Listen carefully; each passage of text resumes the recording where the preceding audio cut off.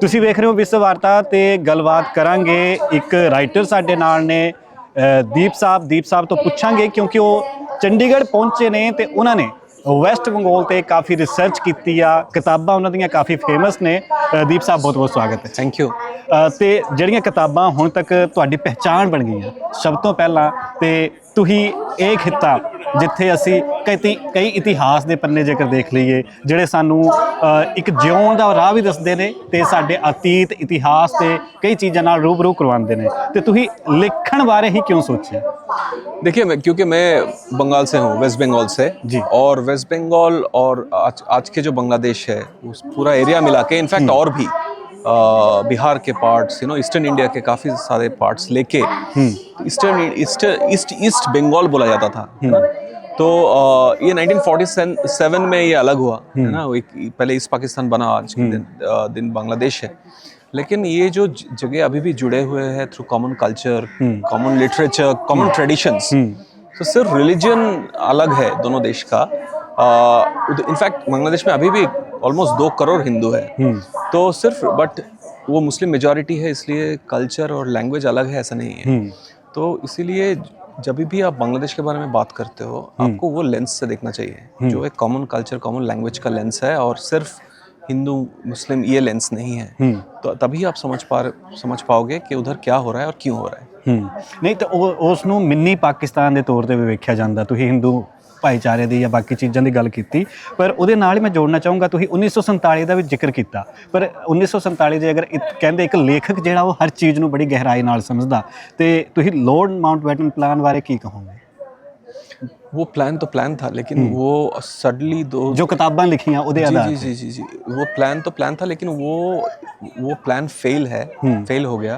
जो अभी भी आप देख रहे हो जितने भी सारे हमारे तरफ से डे बाई डे जो हो रहा है, क्योंकि इनफैक्ट वो मिनी पाकिस्तान बोल रहे हो, एक्चुअली ईस्ट पाकिस्तान ही तो था जो बांग्लादेश है ना। तो वो ईस्टर्न पार्ट ऑफ पाकिस्तान था, वो एक देश था पाकिस्तान के साथ। 1971 में एक एक्सपेरिमेंट हुआ था, शेख मुजीबुर रहमान उनको लीड किए थे, जहाँ पे आप सोचे थे कि रिलीजन के ऊपर जाके कॉमन लैंग्वेज, कॉमन कल्चर को लेके आप एक देश बनाओगे।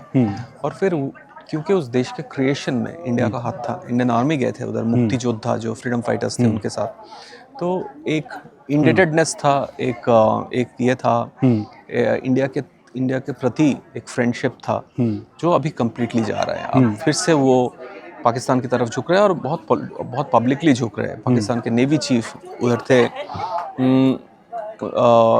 डे बाय डे इंटरेक्शन बढ़ रहा है, वीज़ा फ्री ट्रैवल की बात हो रहा है बांग्लादेश और पाकिस्तान के बीच में।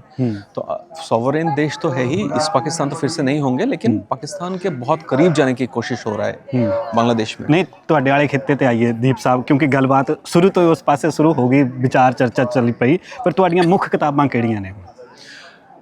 मेरी किताब है जो शेख हसीना गवर्नमेंट जो 5 अगस्त 2024 में जिसका डाउनफॉल हुआ, और बहुत वायलेंट एक अपराइजिंग के बाद जिसका डाउनफॉल हुआ, उसके बाद बांग्लादेश का क्या स्थिति रहा है।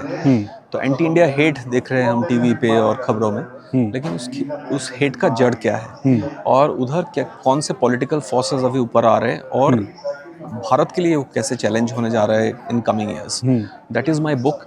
इसमें एक बांग्लादेशी जर्नलिस्ट मेरे को ऑथर है, शाहिदुल हसन खोकन, जो उधर से भाग के आए हैं। सो शेख हसीना गवर्नमेंट के डाउनफॉल के बाद उनको छुपना पड़ा था, क्योंकि वो जमात के खिलाफ, जमात इस्लामी बांग्लादेश के खिलाफ, और दूसरे सारे जो रेडिकलिस्ट फोर्सेस है उनके खिलाफ बहुत सालों से, ऑलमोस्ट 10 सालों से लिखे जा रहे थे।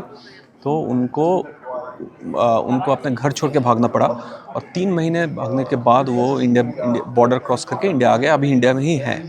तो उनके साथ मैं उसको पहले से जानता था।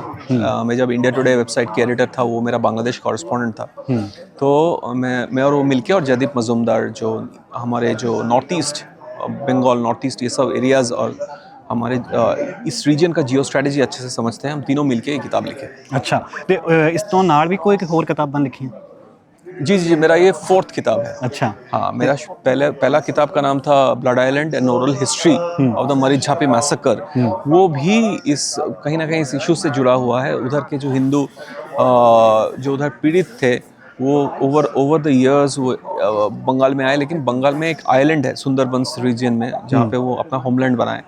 लेकिन इधर के कम्युनिस्ट गवर्नमेंट, वेस्ट बंगाल के तरफ जो कम्युनिस्ट गवर्नमेंट था, सीपीएम लेड कम्युनिस्ट गवर्नमेंट, वो कैसे इनके ऊपर मैसेकर किया, तो उसके ऊपर था, उसका एक ओरल हिस्ट्री था। मैं सर्वाइवर्स ऑफ दैट मैसेकर उनसे उनका इंटरव्यू लेके, उनका पिक्चर छाप के मैं मैंने एक किताब लिखा। फिर मैंने लिखा बंगाल 2021 एन इलेक्शन डायरी। तो 2021 में जो वेस्ट बंगाल में असेंबली इलेक्शन था, उसमें सडनली बीजेपी एक पॉलिटिकल फोर्स बन के आए। क्यों? क्योंकि उससे पहले बीजेपी उतनी बड़ी पार्टी नहीं था। There was the left and there was Trinamool Congress, Mamata Banerjee's Trinamool Congress. Suddenly it looked as if BJP is a very big political player. उसका रीजंस क्या है, उसके ऊपर मैं बंगाल 2021 एन इलेक्शन डायरी लिखा। थर्ड किताब था बीइंग हिंदू इन बांग्लादेश, जो आप नाम से समझ पा रहे हो बांग्लादेश के हिंदूज के ऊपर था। और फाइनली इंशाल्लाह बांग्लादेश जो अभी लिखा, ये 4 किताबें। ਬੀਇੰਗ ਹਿੰਦੂ ਇਨ ਬੰਗਲਾਦੇਸ਼ ਮੈਨੂੰ ਯਾਦ ਆ ਗਈ, ਓਸ਼ੋ ਦੀ ਉਹਨਾਂ ਦੀ ਵੀ ਇੱਕ ਬੁੱਕ ਆ ਬੀਇੰਗ ਏ ਹਿਊਮਨ, ਕੁਛ ਇਹੋ ਜਿਹੀ ਹੈ ਸ਼ਾਇਦ, ਤੇ ਤੁਸੀਂ ਵੀ ਸ਼ਾਇਦ ਪੜ੍ਹੀ ਹੋਣੀ। ਪਰ ਤੁਸੀਂ ਮੋਸਟਲੀ ਪੋਲੀਟੀਕਲੀ ਹੀ ਕਿਤਾਬਾਂ ਲਿਖੀਆਂ, ਪਰ ਤੁਸੀਂ ਬਲੱਡ ਆਈਲੈਂਡ ਹੀ ਕਿਉਂ ਚੁਣਿਆ ਪਹਿਲਾ टाइटल? ब्लड आइलैंड इसलिए चुना था क्योंकि ये जो उनके एक सर्वाइवर, जो ये मैसेकर का एक सर्वाइवर, उनका नाम है माना। तो माना मेरे घर पे आके छुपे थे, तो तब मैं 5 साल के था। तो माना मेरा पहला दोस्त थी।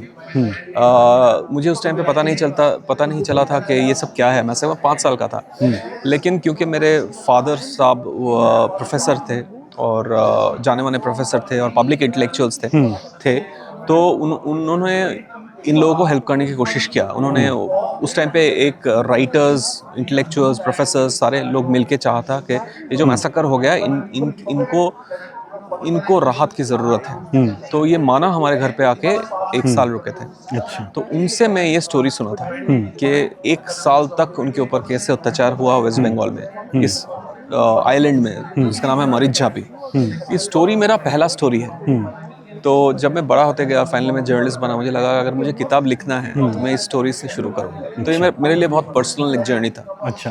ਤੇ ਹਿੰਦੀ ਸਾਹਿਤਯ ਦੇ ਵਿੱਚ ਬੰਗਾਲ ਦਾ ਕਾਫੀ ਯੋਗਦਾਨ ਆ, ਮਤਲਬ ਕਾਫੀ ਵੱਡੇ ਉੱਤੇ ਰਾਈਟਰ ਰਹੇ ਨੇ ਤੇ ਹੁਣ ਵੀ ਹੈਗੇ ਨੇ। ਤੇ ਤੁਸੀਂ ਕਿਸ ਨੂੰ ਆਪਣਾ ਆਈਡਲ ਮੰਨਦੇ ਹੋ ਜਾਂ ਸਿਰਫ ਆਪਣੇ ਹੀ ਵਿਚਾਰਾਂ ਤੋਂ ਪ੍ਰਭਾਵਿਤ ਹੋ ਕੇ ਲਿਖਣਾ ਸ਼ੁਰੂ ਕਰਦੇ? नहीं, बहुत सारे आइडल्स है और रेगुलरली आपको इतने सारे टैलेंट्स मिलते हैं, और सिर्फ बंगाल से नहीं, अक्रॉस इंडिया इतना टैलेंट है कि मुझे लगता है कि आप सिर्फ खुद के विचार से को लेकर पकड़ के आपको रहना नहीं चाहिए। आपको जो आपके एकदम विपरीत विचार के हैं उनसे भी सीखना चाहिए, ताकि आप अगर लोगों के साथ एंगेज नहीं करोगे, मुझे लगता है राइटर्स, जर्नलिस्ट, पॉलिसी मेकर्स, सबको अपने जिनके साथ आपका विचारधारा नहीं मिल रहा है, वो आपको अगर डायरेक्टली अटैक नहीं कर रहा, कर भी रहा है, लेकिन अगर लॉजिकली बात कर रहे हैं, तो आपको उनके साथ एंगेज करना चाहिए। उससे क्या होता है, आपका खुद का जो क्राफ्ट है वो बेटर होता है। ਚਲੋ ਦੀਪ ਸਾਹਿਬ, ਸਾਡੇ ਨਾਲ ਗੱਲਬਾਤ ਕਰਨ ਲਈ thank you so much, all the best, thank you.